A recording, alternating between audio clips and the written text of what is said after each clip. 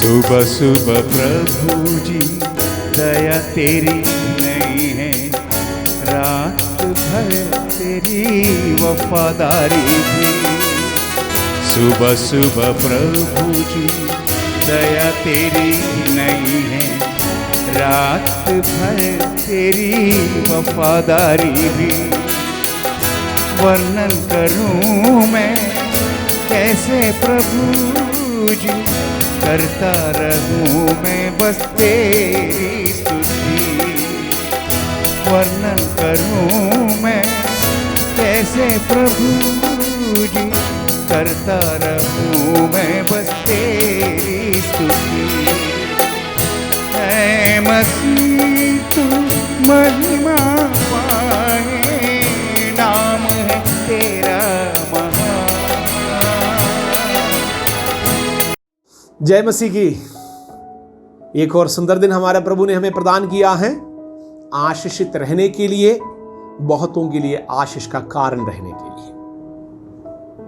स्वागत है आप सबका इस कार्यक्रम में। आज की रोटी शीघ्र ही आने वाला प्रभु यीशु मसीह के मधुर नाम से प्यार भरा नमस्कार। आइए हम प्रार्थना करें। स्वर्गीय पिता परमेश्वर, आपका पुत्र यीशु मसीह के नाम से हम आपके सन्मुख में आते हैं। हम में से प्रतियों पर कृपा करें परमेश्वर। प्रभु जी, आपके वचन को और गहराई से हम लोग समझकर हमारे आत्मीय जीवन और मजबूती का जीवन रहने पाए। आज के दिन हम किसी के लिए भी ठोकर का कारण ना रहे, हमारे कारण प्रभु किसी के भी आंखों में आंसू ना आए। हमारे कारण परमेश्वर आज के दिन आपके नाम को महिमा मिले। हम मध्यस्थता करते परमेश्वर हमारे देश के प्रति, हमारे अधिकारियों के प्रति, हमारे डॉक्टर्स, हमारे नर्सेस, अस्पतालों में जितने भी प्रिय लोग कार्य करते हैं प्रभु, उन्हें हम याद करते हैं, उनके लिए प्रार्थना करते हैं। हमारा सेना, हमारा पुलिस प्रभु जी सुरक्षित रहे। प्रभु, हमारे अधिकारियों में से कई लोग इस समय पर बीमार हैं, प्रभु उन पर रहम करें, छुटकारा प्रदान करें। हमारे देश में शांति आए, हमारा देश उन्नति हासिल करने पाए। हम मिलकर प्रभु के लोग, कलीसिया मिलकर आशीष बोलते हैं, प्रभु हमारे हिंदुस्तान आशीषित देश कहलाए जाने पाए। हमसे बातचीत कर प्रभु यीशु मसीह के नाम से आमीन। आज के मनन के लिए परमेश्वर के वचन से एक पद पढ़ेंगे। उत्पत्ति के पुस्तक 50वीं अध्याय के 15वीं वाक्य। जब यूसुफ के भाइयों ने देखा कि हमारा पिता मर गया है, तब कहने लगे, कदाचित यूसुफ अब हमारे पीछे पड़े और जितनी बुराई हमने उससे की थी सबका पूरा पलटा हमसे ले ले। याकूब के जीवन का अंत हुआ। 50वीं अध्याय उत्पत्ति के पुस्तक में इस प्रकार हम पढ़ते हैं। उससे पहले, याकूब के मृत्यु से पहले, याकूब उनके 12 पुत्रों को, अर्थात जोसेफ के 2 पुत्र मिलाकर 12 गोत्रों को आशीर्वाद देते हुए बीते हुए अध्यायों में हम लोग पढ़ते हैं। हम यहां पर 2 प्रकार के, एक ही पिता के 2 प्रकार के पुत्रों के बारे में सीखने जा रहा। हम में से भी कई लोगों का जीवन इस प्रकार के हैं। एक ही पिता याकूब के 12 पुत्र। पिता के मरने के बाद यूसुफ के भाई लोग यूसुफ के ऊपर फिर से संदेह करने लग गया, डाउट करता है, क्योंकि उनको खुद मालूम है उन लोगों ने जोसेफ के साथ क्या किया। जबकि हमें मालूम है जोसेफ जिस दिन अपने भाइयों को यह बताया कि वो जोसेफ है, परमेश्वर उनके जीवन के आशीष के लिए जो भी अन्याय उनके साथ हुआ है इस रीति से समझे। जोसेफ के मन में अपने भाइयों के लिए किसी भी प्रकार के क्रोध, रोष नहीं था। वो माफ करते हैं और उनको जब संतान हुआ है, उनका नाम भी इस रीति से रखा गया है कि वो सब कुछ भूल सकता है, सब कुछ वो माफ कर सकता है। इस प्रकार नाम भी दिया। और प्रभु जो आशीष जोसेफ को दिया उसको स्मरण करते हुए भी जोसेफ अपने दूसरे पुत्र को एफ्राइम नाम रखता है, अर्थात परदेश में प्रभु ने मुझे बढ़ाया, इस प्रकार कहते हुए। लेकिन जोसेफ के भाई लोग जोसेफ के अच्छे कामों को देखने के बावजूद भी, पिता जब जिंदा रहता था उसी समय पर भी जोसेफ अपने भाइयों के साथ अच्छा बर्ताव करते हैं। पिता के कारण नहीं, उनका स्वभाव, परमेश्वर के वचन, प्रभु से प्रेम करने के कारण, परमेश्वर के भय मानने के कारण जोसेफ किसी के भी साथ अन्याय कर नहीं सकता। उसके बावजूद भी उनके खुद के भाई लोग उसको समझ नहीं पा रहा। अक्सर लोग ये कहता है, मुझे कोई समझते नहीं।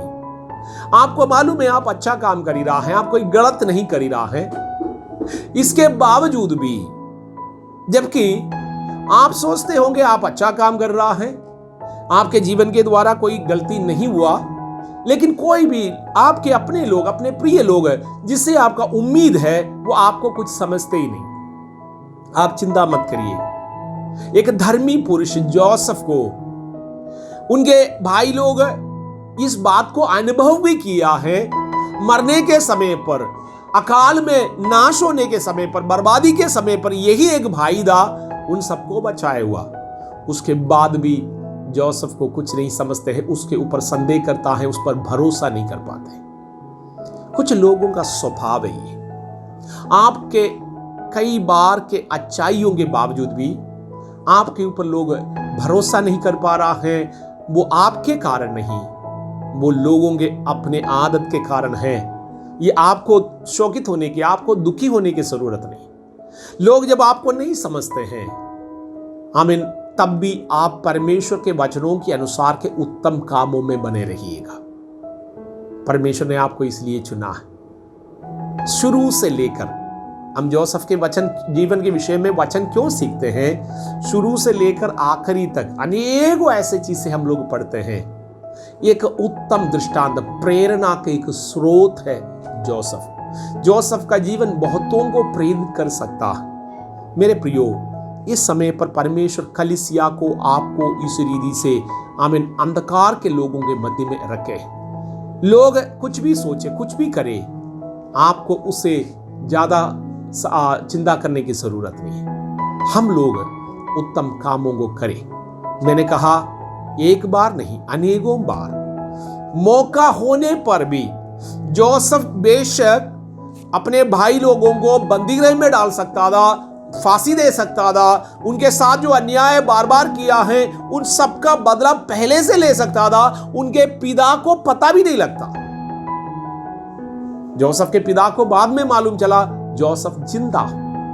उस समय पर जोसेफ ने नहीं करा। और जोसेफ अपने भाइयों को, उनके परिवारों को मिस्र देश में लेकर आया, उनको रहने के लिए जगह दिया है, उनकी भेड़ बकरियों के लिए चारा दिया है, हरियाली जहां पर था उस गोशन देश में उसको रखा, उत्तम से उत्तम जगह पर रखा, उत्तम हालेलुया बातों से उनके जीवन में आशीष का कारण ठहरा।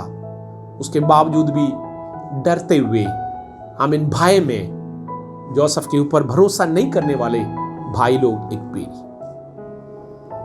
हमारे जीवन में भी ऐसा होगा। इसलिए मनुष्यों से उम्मीद रखना हम छोड़ें। मनुष्यों से कोई चीज, अच्छी चीज आपको नहीं मिल सकता। हमारा परमेश्वर वायदा करके पूरा करने वाला, हमारे जीवन में उत्तम कार्य करने वाला यीशु मसीहा आज के दिन आपके कामों को जानता है, आपका हृदय जानता है, आपके हाल सोच विचार जानता है। इसके अनुसार आसमान की झरोखाओं को आपके लिए खोलेगा। आमीन। किसी के कहने के अनुसार नहीं, मनुष्यों की युक्ति के अनुसार नहीं। प्रभु अपने स्वभाव से आपको आशीषित करे। आज के दिन आप प्रभु के वचनों के अनुसार का जीवन व्यतीत करें। यीशु मसीह के नाम से आमीन।